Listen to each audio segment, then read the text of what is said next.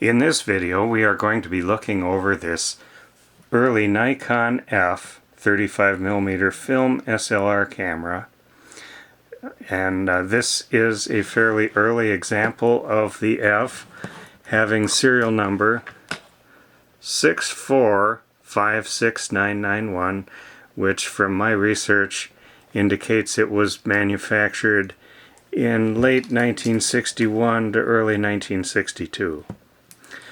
This camera is equipped with the 5.8 centimeter or 58 millimeter fast 1.4 lens in the Nikon S series, and it also features the meterless eye level prism, and it is the earlier style that does not allow for the attachment of lenses for vision correction. There are some issues with this camera. It is certainly not perfect, and I'm going to demonstrate all of that for you here.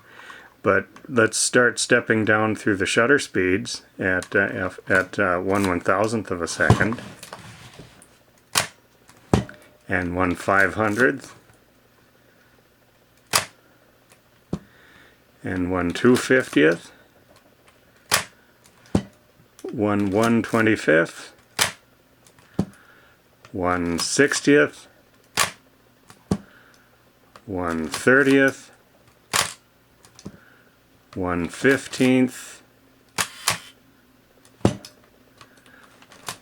1/8th,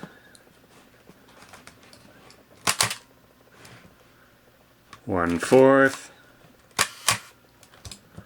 1/2, and the full second, and the bulb setting where the aperture stays stopped down and the shutter stays open as long as I hold the button down, and then the cycle completes. This one has a time on it also, which no, I'm not sure how to stop that. I have to admit I don't know.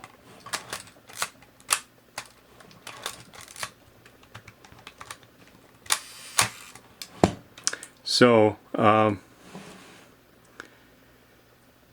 if we look at the lens itself, I noticed that it stops down very quickly at f16, but at some of the intermediate places it seems a bit slow. See there?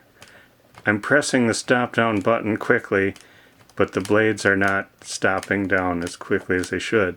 They seem to loosen up as you do it more, but I want you to be aware of that. And also I see some separation down in there, which is unfortunate. Let's see, there's, if I look right here, you can see that there. I'm going to try and backlight it with a flashlight, and we can see there's definitely some issues there. Now when you look through this lens mounted on the camera, it looks pretty good, but that's certainly of some concern right there. And it seems to be closer to the rear element than to the front. If we look at it through this way, I'm going to try and just get that to light up. So I want you to be aware of that as well.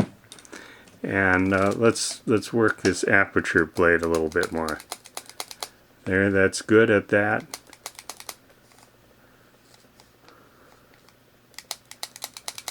Actually, the aperture blades on the lens seem really good. I'm wondering if it's more a function of this. Well, I don't know. Now it seems they work really good. And if we set it at one of those intermediate values, say f5.6, and let's look at that. No, now they're slow again. And then they were fast. Yeah, I don't know quite what that is, but be aware those blades are not as loose as they should be. Let's look at the body with the lens off.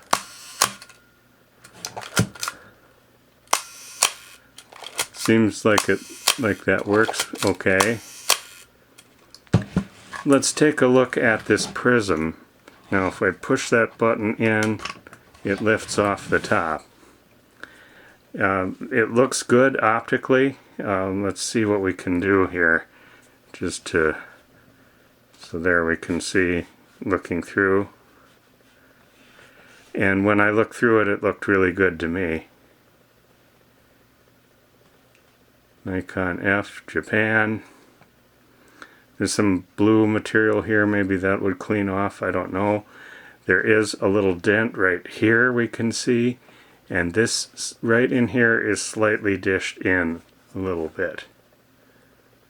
So I can get that capturing in the light a little bit. The covering looks pretty good on the top. The frame around the back looks pretty good.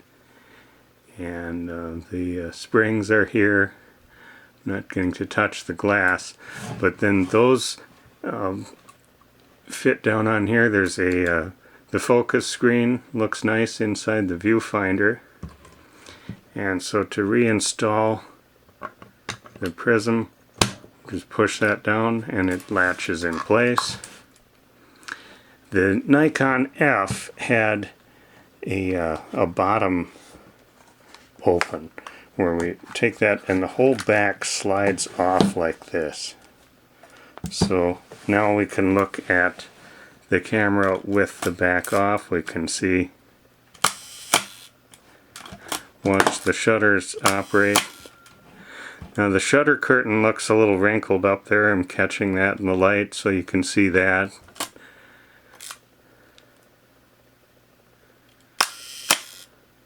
Okay, I'm looking at the bottom. The pressure plate looks okay. And otherwise inside. I should point out that this camera does have a few places where a previous owner, likely the original owner, scratched a partial name. There's one right here on the back of the top, and there is right here over by the unlock, and unfortunately also on the bottom of the lens right there. Now this, I should also point out this is a non-AI lens. It's never been converted, as we can see. And that had that prong that would engage with the coupling on the meter heads. But this one, of course, does not have that. You would need a separate meter, and probably then just set your aperture and shutter speed based upon one of the combinations your meter gives you. But in any case, I wanted to give this walkthrough of this camera so that you could see it almost as if you are inspecting it in your own hands, and I hope this has helped to demonstrate what's here.